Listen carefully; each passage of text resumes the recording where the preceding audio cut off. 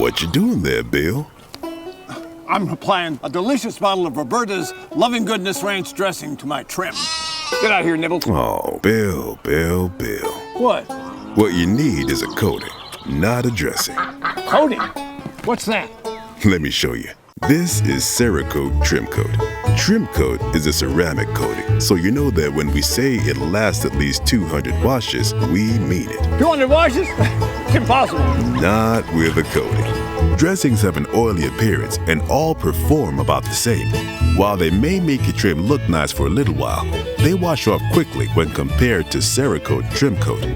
You see, Trim Coat is a coating, not a dressing, so it restores to like new without the oily appearance and protects for over 200 washes. That's fancy. Let's have a look at what 200 washes does when we put dressings up against Cerakote Trim Coat.